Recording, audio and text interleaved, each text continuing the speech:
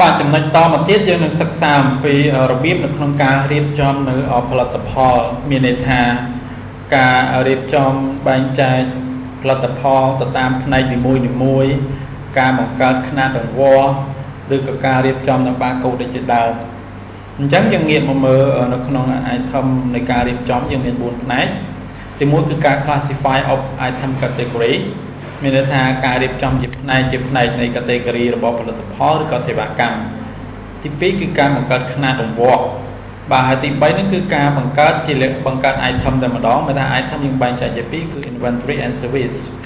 ហើយនឹងលក្ខខណ្ឌទី4គឺហៅ generate barcode and view barcode report មានថា barcode យើងអាចបង្កើតជាលក្ខណៈ manual ក៏បានក៏យើងអាចបង្កើតជាលក្ខណៈ generate ពី system ក៏បានអញ្ចឹងយើងងាកមកមើលនៅក្នុងប្រព័ន្ធយើងវិញ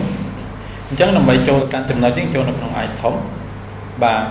ហើយចំណុចដែលខ្ញុំលើកឡើងទី1គឺការរៀបចំបង្កើតនៅ category បាទបង្កើតនៅ category អញ្ចឹងអាស្រ័យលើខាងគាត់ដែលជាអ្នករៀបចំនៅការបង្កើតនៅផ្នែកនីមួយៗយើងអាចបង្កើតបានច្រើននៅក្នុងហ្នឹងឧទាហរណ៍ថាយើងចង់បង្កើតថែមក្នុងមាន category 1 category 2 category មាន default អញ្ចឹងថាយើងចង់បង្កើតផ្នែកមួយហៅថាស្រាបៀរឧទាហរណ៍ថា beer អូខេ bottle bottle អូខេអញ្ចឹងយើងនឹងបាន category 2ទៀតគឺ beer and bottle បន្ទាប់ពីបានផ្នែកវានីមួយៗហើយយើងចាប់ផ្ដើមបង្កើតវាឲ្យទៅជាទម្រង់មួយដែលគេហៅថាឯកតារង្វាស់ពួកឯកតារង្វាស់នោះវាប្រើប្រាស់សម្រាប់ការអនុវត្តលើការរៀបចំនៅຂະຫນាតរង្វាស់នៃផ្នែកតំណែងនីមួយៗ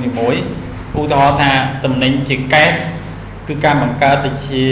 ទម្រង់កេសទម្រង់ដបទម្រង់កំប៉ុងអីជាដើមដើម្បីប្រើប្រាស់កុំឲ្យមានការ duplicate នៅក្នុងការរៀបចំនៅតំណែងនីមួយៗគឺ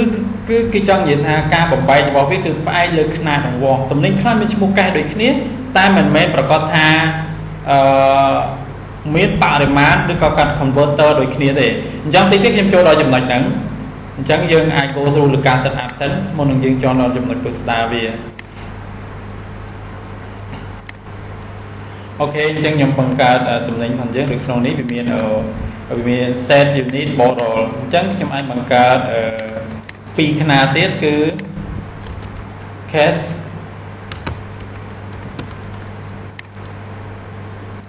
can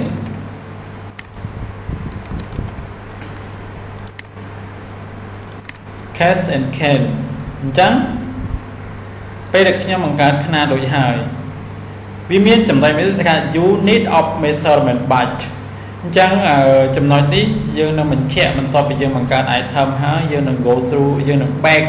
ត្រឡប់មករកចំណុចនេះវិញដើម្បីយើងវេកនិយាយពីសារៈប្រយោជន៍នៅក្នុងការរៀបចំរបស់វា